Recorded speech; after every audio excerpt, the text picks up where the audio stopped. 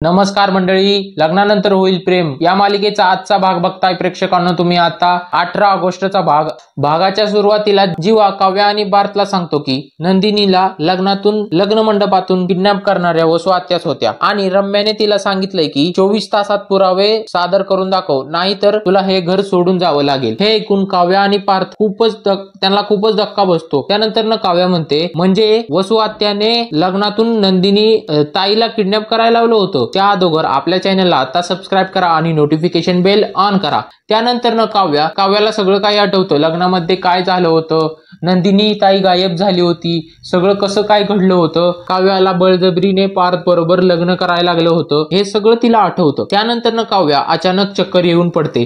पार्थ तिला धरतो आणि मालिनी तिला पाणी देते आणि म्हणते अगं सांभाळ स्वतःला। त्यानंतर काव्या म्हणते की हे सगळं वसू आत्यामुळे झालं असेल, म्हणजे लग्नात जो काही तमाशा झालाय, माझ्या ताईच्या कॅरेक्टर वरती सगळ्यांनी शिंतोडे उडवले, तुम्हाला, माझ्या काकांना, माझ्या आई बापांना जो काही मनस्ताप झालाय तो सगळा वसू आत्यामुळे झालाय। त्यानंतर मालिनी म्हणते की हे बघ, जोपर्यंत आधीचे पुरावे सिद्ध होत नाही तोपर्यंत आपल्याला वसू आत्यांना दोषी ठरवता येणार नाही। काव्या म्हणते जर सगळं खरं झालं काकू तर मी वसू आत्यांना सोडणार नाही। त्यानंतर त्यांच्यावर जे काही पुरावे सिद्ध झाले तर मी त्यांना माझ्या पद्धतीने धडा शिकवेलच। हे ऐकून पार्थ आणि जीवा खूपच टेन्शन मध्ये आलेले असतात। मालिनी तिला समजवते, हे बघ बाळा, तू आता रागात आहेस, तू तुझा राग कंट्रोल कर। नंदिनी जर पुरावे घेऊन आले तर मी तुला अडवणार नाही, पण आता तू शांत हो। त्यानंतर काव्या पार्थला म्हणते की नंदिनीला फोन लाव। तेवढ्यात जीवा म्हणतो की अगं काव्या तू शांत हो, नंदिनी पुरावे आणायलाच गेलीये। तेवढ्यात जीवाच्या फोनवर नंदिनीचा कॉल येतो। काव्या नंदिनीला विचारते, ताई तू कुठेस, तुला पुरावा भेटलाच का नाही? त्यानंतर नंदिनी म्हणते मला पुरावा भेटलाय, मी लवकरात लवकर घरी येईल। त्यानंतर आपल्याला पाहायला मिळते की वसू आत्या विक्रमला सांगत असते की अरे माझी काही चूक नाही, ती नंदिनी माझ्यावर खोटे आरोप लावतीये आणि खोटं बोलून विक्रमला तिच्या बाजूने करायचा प्रयत्न चालू आहे वसू आत्याचा। तेवढ्या तिकडे रम्या सगळ्यांना गोळा करते घंटी वाजवून आणि काव्याला म्हणते की तुझ्या बहिणीची वेळ भरली, आता ही तुझ्या बहिणीची बॅग, आता तिची उलट पाठवणी आहे आणि 24 तासात तिचे पुरावे सिद्ध करणार होती ना ती, कुठे ती आणि तिचे ते पुरावे? काव्या सुद्धा तिला उलट उत्तर देते आणि म्हणते येतीये माझी ताई, ते पण पुराव्यासकट। हे ऐकून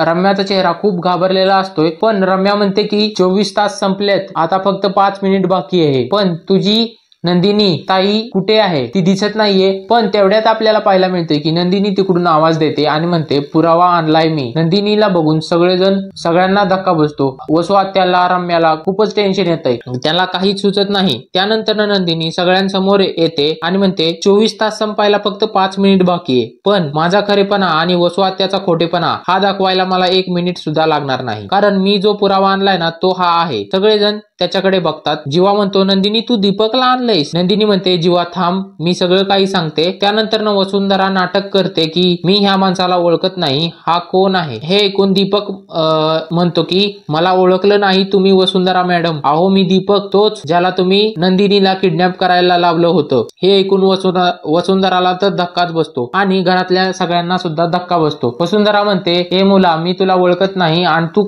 का असं बोलतोय? त्यानंतर विक्रम म्हणतो की नंदिनीची सुपारी तुला वसुंधराने दिली होती असं का म्हणतोयस तू? दीपक म्हणतो माझं नंदिनीवर प्रेम होतं, ते वसू मॅडमला माहित होतं, म्हणून त्या म्हणल्या की मी तुला नंदिनीला किडनॅप करायला तुझी मदत करेन। हे ऐकून वसुंधरा विक्रमला म्हणते की असं काही झालेलं नाहीये, हा माणूस खोटं बोलतोय। आणि त्यानंतर वसुंधरा म्हणते की जर तू नंदिनीला किडनॅप केलं होतं तर तू आता तिच्या बाजूने काय बोलतोय? म्हणजे नंदिनीने त्याला त्याच्या बाजूने बोलायला ब्लॅकमेल केलंय। हे ऐकून नंदिनी म्हणते की आणि दुसऱ्यांना ब्लॅकमेल करायची सवय आम्हाला नाही, ते फक्त तुम्हाला आहे वसू आत्या। आणि राहिला प्रश्न दीपकने माझ्या बाजूने बोलण्याचा, तर माणसं बदलतात वसू आत्या। त्यानंतर नंदिनी सगळ्यांसमोर बोलते आता बोला काय करायचं यांचं? हे ऐकून रम्याला तर खूपच टेन्शन आलेलं असतंय। त्यानंतर मालिनी म्हणते ताई बोला ना, आता काय झालं? आता का गप्प बसलाय तुम्ही का कांगावा करत नाहीये की मी काय केलेलं नाहीये? तेवढ्यात विक्रम म्हणतो की ताई अगं बोल ना, काय बोलतोयस हा?